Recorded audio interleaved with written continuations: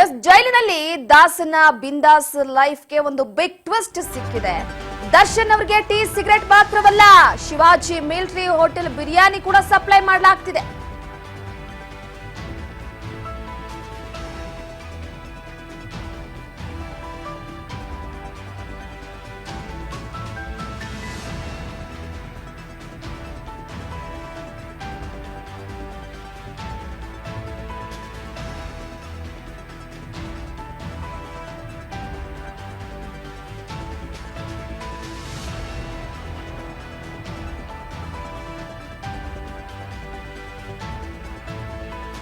S, ಪ್ರಮುಖವಾಗಿ ದರ್ಶನ್ ಅವರಿಗೆ tea ಹಾಗೆ ಸಿಗರೆಟ್ ಮಾತ್ರ ಅಲ್ಲ, ಶಿವಾಜಿ ಮಿಲಿಟರಿ ಹೋಟೆಲ್ ಬಿರಿಯಾನಿ ಕೂಡ ಸಪ್ಲೈ ಆಗುತ್ತೆ. ಅದರ ಜೊತೆಗೆ ಕಿಕ್ಕೇರಿಸೋ ಎಣ್ಣೆ ಕೂಡ ಸಿಗ್ತಾ ಇದೆ. ಬೇಕಾದಂತ ಎಲ್ಲ ವಸ್ತುಗಳು ದರ್ಶನ್ ಅವರಿಗೆ ಪೂರೈಕೆ ಮಾಡಲಾಗ್ತಾ ಇದೆ. ಶಿವಾಜಿ ನಗರದ ಬಿರಿಯಾನಿ, ಶಿವಾಜಿ ಮಿಲಿಟರಿ ಬಿರಿಯಾನಿ ಬಹಳ ಫೇಮಸ್. ಸಾಕಷ್ಟು ಜನ ತುಂಬಾ ದೂರಗಳಿಂದನೂ ಕೂಡ ಬರ್ತಾರಲ್ಲಿ ಬಿರಿಯಾನಿ ತಿನ್ನೋದಕ್ಕೆ. ದರ್ಶನ್ ಅವರು ನಾನ್ ವೆಜ್ ಪ್ರಿಯ, ಮಾಂಸಾಹಾರಿ. ದರ್ಶನ್ ಅವರು ಹೊರಗಿದ್ದಂತಹ ಸಂದರ್ಭದಲ್ಲಿ ಮಾಂಸಾಹಾರವನ್ನೇ ಸೇವನೆ ಮಾಡ್ತಾ ಇದ್ದಿದ್ದು. ಈಗ ಜೈಲಿನಲ್ಲಿ ದಾಸನ ಬಿಂದಾಸ್ ಲೈಫ್ಗೆ ಒಂದು ಬಿಗ್ ಟ್ವಿಸ್ಟ್ ಸಿಗ್ತಾ ಇದೆ. ಆ ಒಂದು ಫೋಟೋ ಇಡೀ ದರ್ಶನ್ ಅವರ ಜೈಲಿನ ದಿನಗಳನ್ನ ತೆರೆದಿರ್ತಾ ಇದೆ, ದಿನಚರಿಯನ್ನ ತೆರೆದಿರ್ತಾ ಇದೆ. ದರ್ಶನ್ಗೆ ಟೀ ಸಿಗರೇಟ್ ಮಾತ್ರವಲ್ಲ, ಶಿವಾಜಿ ಮಿಲಿಟರಿ ಹೋಟೆಲ್ ಬಿರಿಯಾನಿ, ಅದ್ರ ಜೊತೆಗೆ ಕಿಕ್ಕೇರಿಸುವಂತ ಎಣ್ಣೆ ಕೂಡ ಸಿಗ್ತಾ ಇದೆ. ಬನಶಂಕರಿ ಶಿವಾಜಿ ಮಿಲಿಟರಿ ಹೋಟೆಲ್ ನಿಂದಲೇ ಬಿರಿಯಾನಿಯನ್ನ ತರಿಸ್ಕೊಳ್ತಾ ಇರುವಂತದ್ದು. ಮಿಲಿಟರಿ ಹೋಟೆಲ್ ಇಂದ ದರ್ಶನ್ ಅವರಿಗೆ ಬಿರಿಯಾನಿ ಸಪ್ಲೈ ಆಗ್ತಾ ಇದೆ. ಒಂದ್ ಕಡೆ ಏನಿಲ್ಲ ಹೇಳಿ, ಹೊರಗಡೆ ಹೇಗೆ ಲೈಫ್ ಲೀಡ್ ಮಾಡ್ತಾ ಇದ್ರು ಅದೇ ರೀತಿ ಪರಪ್ಪನ ಅಗ್ರಹಾರದಲ್ಲೂ ಕೂಡ ದರ್ಶನ್ ಅವರು ಲೈಫ್ ಲೀಡ್ ಮಾಡ್ತಿದ್ದಾರೆ. ನಾವೆಲ್ಲರೂ ಇಲ್ಲಿ ಬಡ್ಕೊಂಡಿದ್ದು ಪಂಜರದ ಗಿಳಿಯಾಗಿದ್ದಾರೆ, 4 ಗೋಡೆಗೆ ಸೀಮಿತವಾಗಿದ್ದಾರೆ, ದೇಹದ ತೂಕ ಕಡಿಮೆ ಆಗಿದೆ, ಆರೋಗ್ಯದಲ್ಲಿ ಏರುಪೇರಾಗಿದೆ. ದರ್ಶನ್ ಅವರನ್ನ ಮೊದಲು ಈ ರೇಣುಕಾಸ್ವಾಮಿ ಕೊಲೆ ಕೇಸ್ ವಿಚಾರವಾಗಿ ಅರೆಸ್ಟ್ ಮಾಡಿದಂತಹ ಸಂದರ್ಭದಲ್ಲಿ, ಅವರ ಪೊಲೀಸ್ ಕಸ್ಟಡಿಯಲ್ಲಿದ್ದಂತಹ ಸಂದರ್ಭದಲ್ಲೂ ಕೂಡ ದರ್ಶನ್ ಅವರಿಗೆ ಮಿಲಿಟರಿ ಹೋಟೆಲ್ ಬಿರಿಯಾನಿನೇ ಬರ್ತಾ ಇತ್ತು.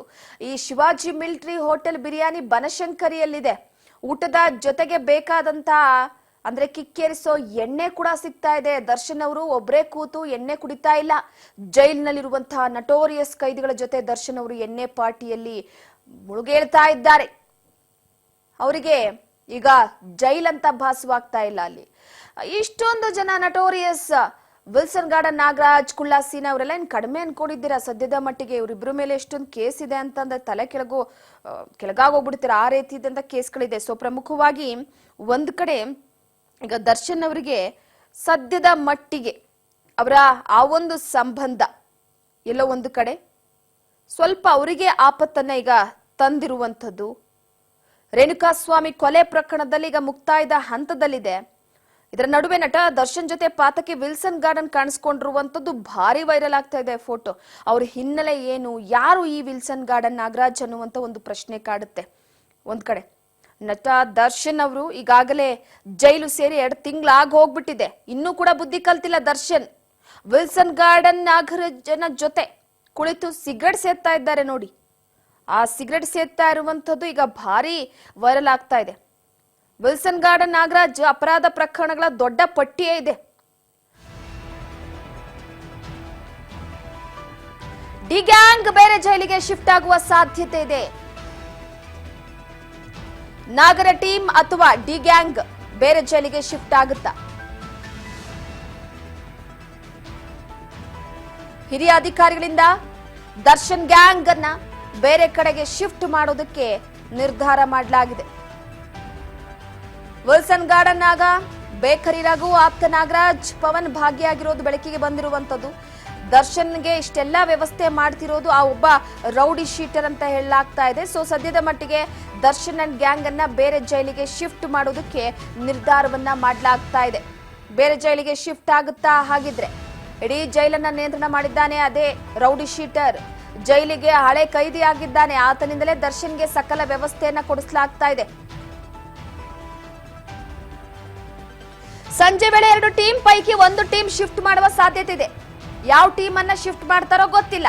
ದರ್ಶನ್ ಅಂಡ್ ಗ್ಯಾಂಗ್ ನಲ್ಲಿ ಅವರನ್ನ ಬೇರೆ ಜೈಲಿಗೆ ಶಿಫ್ಟ್ ಮಾಡೋದಕ್ಕೆ ಎಲ್ಲ ರೀತಿಯ ಸಿದ್ಧತೆಯನ್ನ ಮಾಡಿಕೊಳ್ಳಲಾಗ್ತಾ ಇದೆ. ನಾಗನ ಟೀಮ್ ಅಥವಾ ದರ್ಶನ್ ಅವರ ಗ್ಯಾಂಗ್ ಇವರನ್ನ ಬೇರೆ ಜೈಲಿಗೆ ಶಿಫ್ಟ್ ಮಾಡ್ತಾರೆ.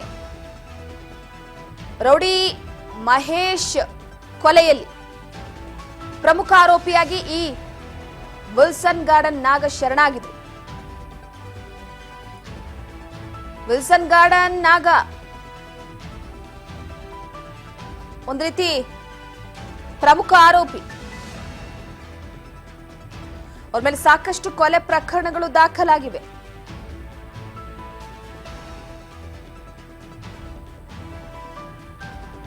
ಸೊ ಈ ಹಿನ್ನೆಲೆಯಲ್ಲಿ ಬೆಂಗಳೂರಿನಲ್ಲಿ ಗೃಹ ಸಚಿವ ಪರಮೇಶ್ವರ್ ಅವರು ಕೂಡ ಹೇಳಿಕೆಯನ್ನ ನೀಡಿರುವಂತದ್ದು. ಈಗ ದರ್ಶನ್ ಅವರಿಗೆ ಇಷ್ಟೆಲ್ಲ ವ್ಯವಸ್ಥೆಯನ್ನ ಮಾಡ್ತಿದ್ದಾರೆ, ಆ ರೌಡಿ ಶೀಟರ್ ಯಾರು ಅನ್ನುವಂತ ಒಂದು ಪ್ರಶ್ನೆ ಸದ್ಯಕ್ಕೆ ಕಾಡ್ತಾ ಇದೆ. ಪರಪ್ಪನ ಅಗ್ರಹಾರದ ಜೈಲು ಅಧಿಕಾರಿಗಳನ್ನ ಎತ್ತಂಗಡಿ ಮಾಡಲಾಗ್ತಾ ಇದೆ. ವರ್ಗಾವಣೆ ಮಾಡಿದ್ದಾರೆ ಜೈಲಿನ ಹಿರಿಯ ಅಧಿಕಾರಿಗಳನ್ನ.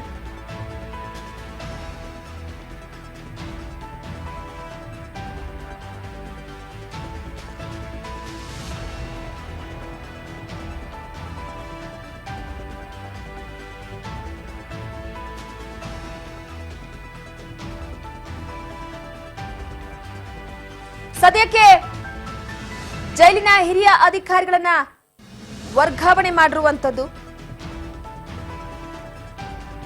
ಚಿತ್ರದುರ್ಗದ ರೇಣುಕಾಸ್ವಾಮಿ ಹತ್ಯೆ ಪ್ರಕರಣದ ವಿಚಾರಕ್ಕೆ ಸಂಬಂಧಪಟ್ಟಂತೆ ಜೈಲನ್ನೇ ರೆಸಾರ್ಟ್ ಮಾಡಿಕೊಂಡಿರುವಂತಹ ದರ್ಶನ್ ಸೆರೆಮನೆಯಲ್ಲೂ ಕೂಡ ಆರಾಮಾಗಿದ್ದಾರೆ.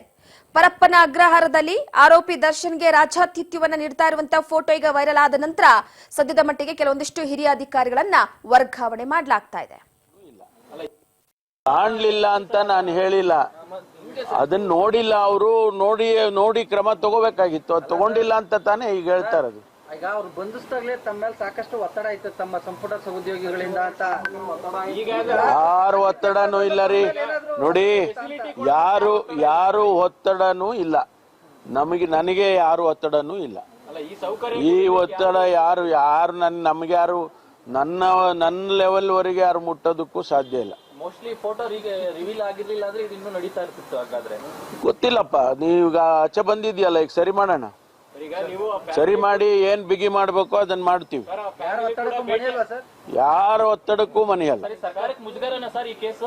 ಸರ್ಕಾರಕ್ಕೆ ಮುಜುಗರ ಇಲ್ಲ. ಇದೇನು ಲ್ಯಾಪ್ಸ್ ಆಗಿದೆ, ಈ ಲ್ಯಾಪ್ಸಸ್ ಅನ್ನ ಸರಿ ಮಾಡ್ಬೇಕು. ಲ್ಯಾಪ್ಸ್ ಆಗಿರೋದಕ್ಕೆ ಕ್ರಮ ತಗೋಬೇಕು. ಎರಡೇ ಅಲ್ವಾ? ಒಂದು, ಯಾರು ಲ್ಯಾಪ್ಸ್ಗೆ ಹೊಣೆಗಾರಿಕೆ ಹೊರಬೇಕು ಅವ್ರ ಕ್ರಮ ತಗೊಳ್ತೀವಿ.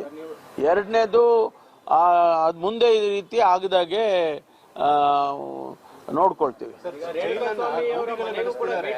ಬರ್ತ್ಡೇಗೆ ಕೇಕ್ಗಳು ಹೋಗ್ತವೆ, ಲೈಟ್ ಕೊಡೋದಕ್ಕೆ ಮೊಬೈಲ್ಗಳು ಹೋಗ್ತವೆ. ಕೈದಿಗಳು ನಡೆಸ್ತಿದ್ದಾರೆ ಸರ್ ಜೈಲನ್ನ ಅಥವಾ ಪೊಲೀಸ್ ನಡೆಸ್ತಿದ್ದಾರೆ? ನೋಡಿ, ಯಾವುದೇ ಅಂತ ಇನ್ಸಿಡೆಂಟ್ ಆದ್ರೆ ತತ್ಕ್ಷಣ ಅದು ನಮ್ಮ ಹಿರಿಯ ಅಧಿಕಾರಿಗಳು ಅದನ್ನ ನೋಡ್ಲೇಬೇಕು. ನಾನು ಹೇಳಿದ್ನಲ್ಲ, 24/7 365 ಡೇಸು ಕೂಡ ಮಾನಿಟರಿಂಗ್ ಮಾಡ್ತಾ ಇರ್ತಾರೆ, ಮಾಡಬೇಕು. ಅದರಲ್ಲಿ ಲ್ಯಾಪ್ಸ್ ಆದಾಗ ಇಂಥ ಘಟನೆಗಳಾಗುತ್ತೆ ಅನ್ನೋದು ಎಲ್ಲರಿಗೂ ಗೊತ್ತಾದಂತ ವಿಚಾರ. ಅದನ್ನ ಕ್ರಮ ತಗೊಂಡು ಅದನ್ನ ಬಿಗಿ ಮಾಡೋದಕ್ಕೆ ಏನ್ ಮಾಡ್ಬೇಕು ಅದೆಲ್ಲ ಮಾಡ್ತೀವಿ. ಪ್ರಾಥಮಿಕ ತನಿಖೆ ಮಾಹಿತಿ ಏನ್ ಕೊಟ್ಟವ್ರೆ ಸರ್ ಅಧಿಕಾರಿಗಳು? ಇನ್ನು ಅದೇ ಇದನ್ನ ಸಸ್ಪೆಂಡ್ ಮಾಡಿದೀವಲ್ಲ, ಈಗ ಆ ಆಧಾರದ ಮೇಲೆ ಸಸ್ಪೆಂಡ್ ಮಾಡಿದೀವಿ. ಕಾಣ್ಲಿಲ್ಲ ಅಂತ ನಾನು ಹೇಳಿಲ್ಲ, ಅದನ್ನ ನೋಡಿಲ್ಲ. ಅವರು ನೋಡಿ ಕ್ರಮ ತಗೋಬೇಕಾಗಿತ್ತು. ಅದು ತಗೊಂಡಿಲ್ಲ ಅಂತ ತಾನೇ ಈಗ ಹೇಳ್ತಾ ಇರೋದು. ಎಸ್, ಈ ಬಗ್ಗೆ ಮತ್ತಷ್ಟು ಅಪ್ಡೇಟ್ ಕೊಡ್ತಾರೆ ನಮ್ಮ ಪ್ರತಿನಿಧಿ ಬಸವರಾಜ್ ಹೂಗಾರ್ ಸಂಪರ್ಕದಲ್ಲಿದ್ದಾರೆ. ಬಸವರಾಜ್, ಪ್ರಮುಖವಾಗಿ ದರ್ಶನ್ ಫೋಟೋ ವೈರಲ್ ಆದ ಬೆನ್ನಲ್ಲೇ ಈಗ ಕೆಲವೊಂದಿಷ್ಟು ಜೈಲಾಧಿಕಾರಿಗಳನ್ನ ಅಮಾನತು ಮಾಡಲಾಗಿದೆ ಅನ್ನುವ ವಿಚಾರವನ್ನ ಸ್ವತಃ ಗೃಹ ಸಚಿವರೇ ಸ್ಪಷ್ಟನೆಯನ್ನ ಕೊಟ್ಟಿದ್ದಾರೆ. ದರ್ಶನ್ ಅವರಿಗೆ ಇಷ್ಟೆಲ್ಲ ವ್ಯವಸ್ಥೆ ಎಲ್ಲಿಂದ ಬರ್ತಾ ಇದೆ ಅನ್ನುವಂಥದ್ದು ಒಂದು ಪ್ರಶ್ನೆ ಕಾಡ್ತಾ ಇದೆ ಸದ್ಯದ ಮಟ್ಟಿಗೆ. ಸೊ ಅಲ್ಲಿ ನಡೀತಾ ಇರುವಂತಹ ಕೆಲವೊಂದಿಷ್ಟು ವಿಚಾರಗಳನ್ನ ನೋಡಿದ್ರೆ ಸೊ ಸದ್ಯದ ಮಟ್ಟಿಗೆ ಇನ್ನೂ ಕೂಡ ಕುತೂಹಲ ಜಾಸ್ತಿ ಆಗ್ತಾ ಇದೆ.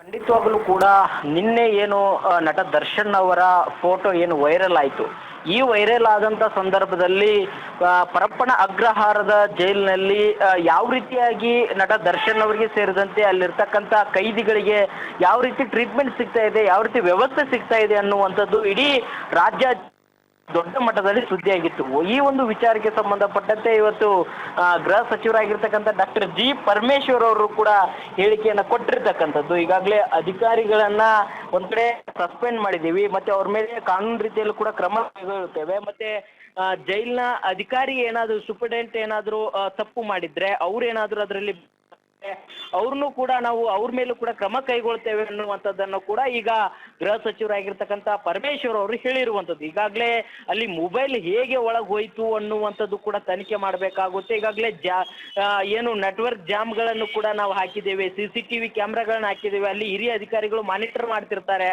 ಆದ್ರೂ ಸಹಿತ ಯಾವ ರೀತಿಯಾಗಿ ಅದು ಮೊಬೈಲ್ ಹೋಯ್ತು, ಅಲ್ಲಿರ್ತಕ್ಕಂಥ ವ್ಯವಸ್ಥೆಗಳು ಯಾವ ರೀತಿಯಾಗಿ ಈ ರೀತಿಯಾಗಿ ಪರಿಣಾಮ ಆಯ್ತು ಅನ್ನುವಂಥದ್ದನ್ನು ನಾವು ತನಿಖೆ ಮಾಡಿ ಇನ್ನು ಮುಂದೆ ಆಗ್ಲಾರದಂತೆ ನಾವು ಕ್ರಮ ಕೈಗೊಳ್ತೇವೆ ಅನ್ನುವಂಥದ್ದನ್ನ ಈಗಾಗಲೇ ಗೃಹ ಸಚಿವರಾಗಿರ್ತಕ್ಕಂಥ ಪರಮೇಶ್ವರ್ ಅವರು ತಿಳಿಸಿದ್ದಾರೆ.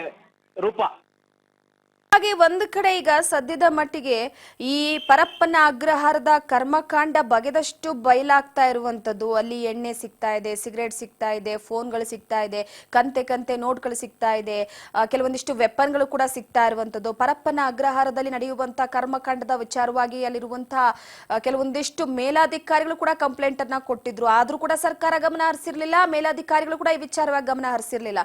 ಸೊ ಎಲ್ಲೋ ಒಂದು ಕಡೆ ಜೈಲಿನ ಗೋಡೆ ಕೂಡ ಎತ್ತರದಲ್ಲಿರುತ್ತೆ. ಈ ಫೋಟೋ ಸಿಕ್ಕಿದ ವಿಚಾರವಾಗಿ ಅದಾದ ನಂತರವಾಗಿ ಈಗ ಅವರನ್ನ ಶಿಫ್ಟ್ ಮಾಡ್ಲಾಗ್ತಾ ಇದೆ ಬೇರೆ ಕಡೆಗೆ. ನಾಗ ಇಲ್ಲ ಅಂತಂದ್ರೆ ದರ್ಶನ್ ಅವರ ಟೀಮ್, 2ರಲ್ಲಿ 1 ಟೀಮ್ ಅನ್ನ ಶಿಫ್ಟ್ ಮಾಡ್ಲಾಗ್ತಿದೆ ಅಂತ. ಸೊ ಎಲ್ಲಿಗೆ ಶಿಫ್ಟ್ ಮಾಡ್ಲಾಗುತ್ತೆ, ಏನು ಈ ವಿಚಾರದ ಬಗ್ಗೆ ಏನಾದ್ರು ಮಾಹಿತಿ ಲಭ್ಯವಾಗಿದೆ ಬಸವರಾಜ್? ಏನು ಅಲ್ಲಿ ಜೈಲಿರ್ತಕ್ಕಂಥ 7 ಅಧಿಕಾರಿಗಳನ್ನ ಸಸ್ಪೆಂಡ್ ಮಾಡಿದ್ದಾರೆ, ಕೆಲವೊಂದಿಷ್ಟು ಅಧಿಕಾರಿಗಳನ್ನ ವರ್ಗಾವಣೆ ಮಾಡಿದ್ದಾರೆ. ಇದಾದ್ರೂ ಸಹಿತ